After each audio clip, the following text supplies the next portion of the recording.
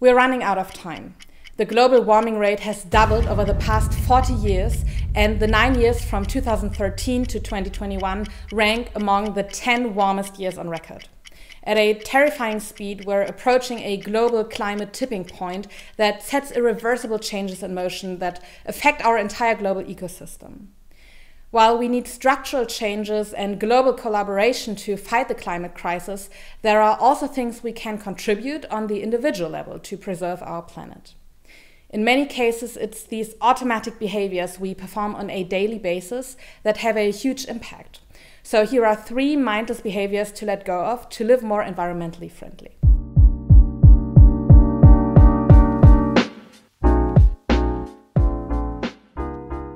Hey there, good to see you for another video. I'm Eva, head of content at FlowLab, a mental fitness app for sustainable peak performance and flow states. For this video, we partnered up with Twig, a new app that allows you to participate directly in the circular economy by selling your pre-owned items for instant cash. The app also offers personalized carbon footprint calculation, tree planting, a virtual forest, and many more impact-related features to enable a more conscious lifestyle for you. This video is the 3rd part of a series on the role nature plays in improving our focus and well-being and what we can give back to preserve our environment. In the first part, we explain the science behind the attention restoration theory, briefly how spending time in nature improves our attention, and the second part is a guided visualization through the forest. For this final part, we want to become more practical and talk about a few sustainable actions to become more mindful in our behavior and promote a more environmentally friendly lifestyle. As sustainability experts, Twig gave us some inspiration on how to tweak a few things in our daily life that we may usually perform without much forethought, but that can have a huge impact on our environment. So I reflected on how to become more mindful in my food, trash, and clothes consumption, and here is my experience.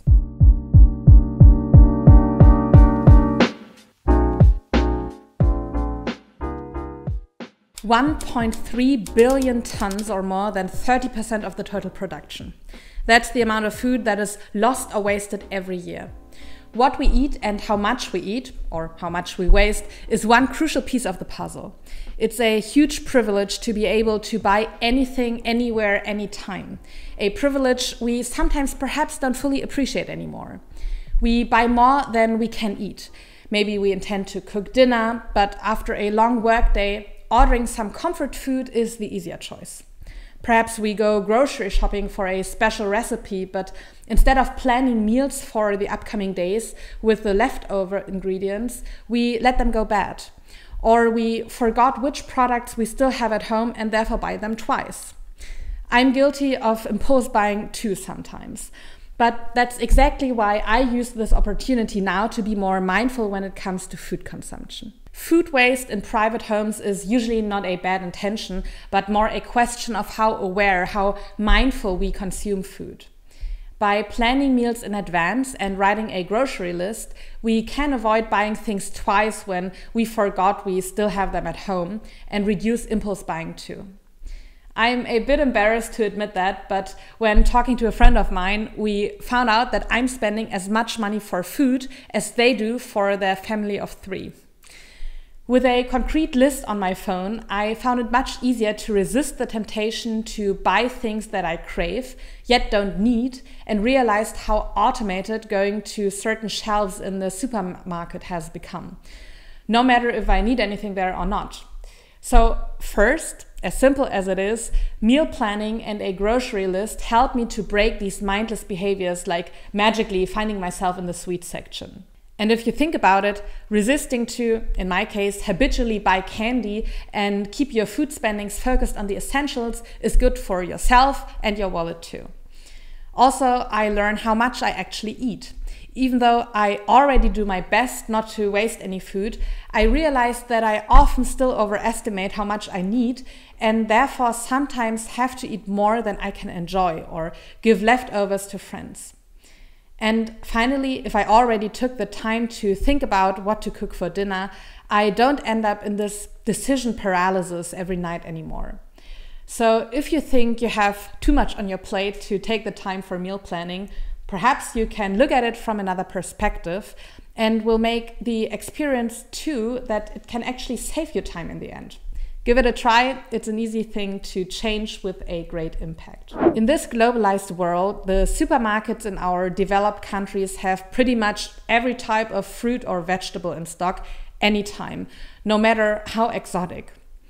As consumers, we may forget about the distance that an avocado or a mango, at least for us in Germany, covered, and that there is something like a natural cycle of food growth. Having strawberries available in November is not natural, but a luxury created through globalization. We need to remind ourselves of the transport of food produced in other climate zones and the artificial heating or lighting needed to produce crops out of the natural growing season. Perhaps you like to get yourself a seasonal food calendar, which is also a nice gift, by the way, or generally be more mindful when it comes to reading the tags indicating where the products were produced. Consciously dealing with this topic not only helps me to appreciate the food I eat more, but also gives me new inspiration for meals because I experiment more with the food that is in season. What's a meal that you can cook this week with seasonal products? Okay, the final point is another easy thing to implement in order to avoid food waste. Even if your vegetables don't look super fresh anymore, it doesn't mean they can't make a great dish anymore.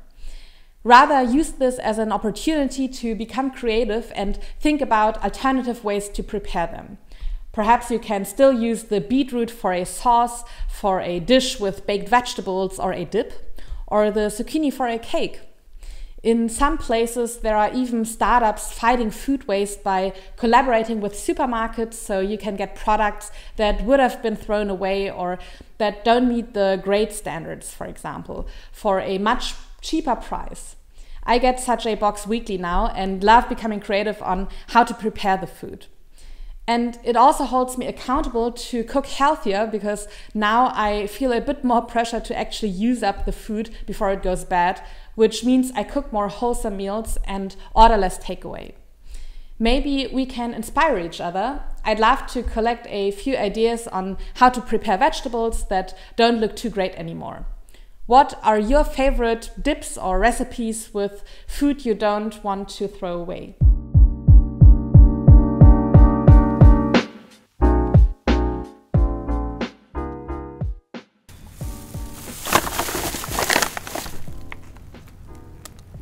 Around 8 to 12.7 million tons of consumers' plastic waste ends up in the oceans every year.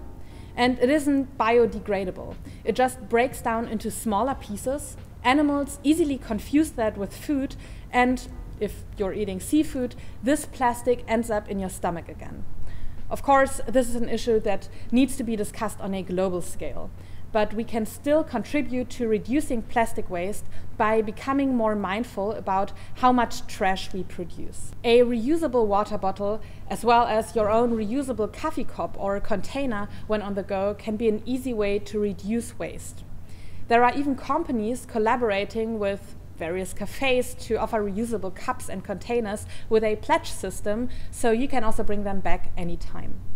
Apart from that, taking a bag with you when doing your groceries can substitute plastic or paper bags that are often used for fruit or vegetables in the supermarket. In some countries, there are also shops and even delivery services offering unpacked goods that you can fill in your own containers. For me, it was just a matter of habit to get used to it. A few years ago, I sometimes forgot to bring an extra bag with me when grocery shopping on my way back home.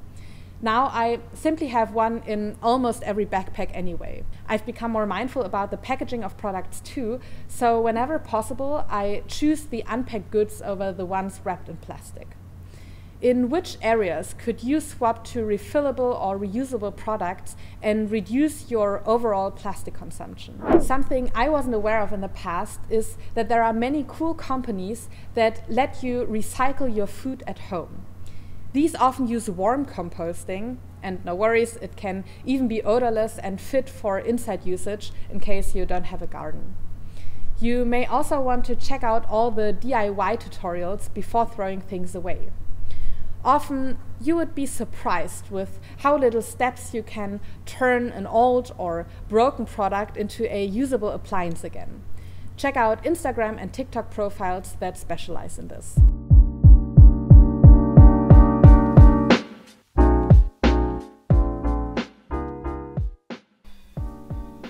The fashion industry is responsible for 10% of global CO2 emissions, which is more than international flights and maritime shipping combined.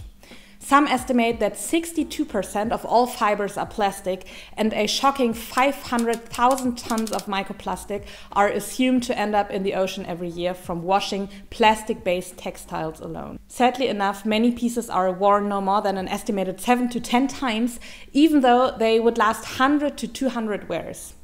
Time to become more mindful here too. When clothes don't fit properly or you don't like them anymore, you can give them a second life by selling or donating them for a good cause. It's also nice for people who don't have the means to buy expensive new clothes to buy them secondhand. And let's be real, the effort you put in to take a few pictures is manageable compared to the positive impact it has from a social and environmental perspective, isn't it? Did you know that Twig offers a convenient way to sell your clothes for instant cash? Check out the description for more info. Alternatively, you could meet up with friends and exchange clothes you don't wear anymore, and the same goes when you need new clothes. Perhaps you can buy them secondhand or exchange items with your friends. Again, it's a great way to become more mindful about our consumption and reflect on what we really need. How many clothes lie in our closet that we rarely ever wear? That's why a few years ago, whenever I bought clothes, and this also applies for second-hand clothes, I decided to always ask myself, does this item hold the potential to become one of my favorite pieces? If not, I don't buy it. Simply as that, this helps me a lot to keep a comparably overseeable closet. And it reduces the time I spend thinking about what to wear in the morning, because my closet is ideally only filled with favorite items anyway. And if there are special events we need certain clothes for, there are also options to rent clothes without having to actually buy them. Same applies for baby clothes. One thing to consider when washing your clothes is to do so with cold water, so 30 degrees Celsius max or 90 degrees Fahrenheit. This is not only more environmentally friendly and better for your energy bill, it actually helps your clothes to last longer too. Also, when washing synthetic fibers, a guppy bag is an effective way to reduce microplastic pollution. Two very easy aspects that don't require much effort but make a huge difference. When your clothes are somehow damaged, this doesn't mean you need to throw them away. With a few stitches, you can repair many clothes and make them last longer. And even if it requires a trained hand, you can take your clothes to a tailor. Let's do our best to wear clothes until they are really worn out and consume clothes more sustainably. Of course, the list of things we can do to fight the climate crisis is endless. For instance, we have not discussed your mobility habits, while flying often still makes up the major share of our personal footprints. But this was just a bit of inspiration for things that are comparably easy to change about our day-to-day lifestyle in order to live more sustainably. I hope this video could motivate you to become more mindful about your food, trash and clothes consumption too. If so, it would mean a lot to us if you give it a thumbs up and subscribe to the Flowlab channel. Also check out Twig that we collaborated with to produce this video. Twig's app allows you to start living a more conscious lifestyle and is your home for anything related to your personal impact. Apart from the instant cash out for fashion and electronic items, you can also estimate your personal carbon footprint, offset your personal emissions, plant trees, and support some of the most socially and environmentally deprived regions on our planet. Take care and see you soon.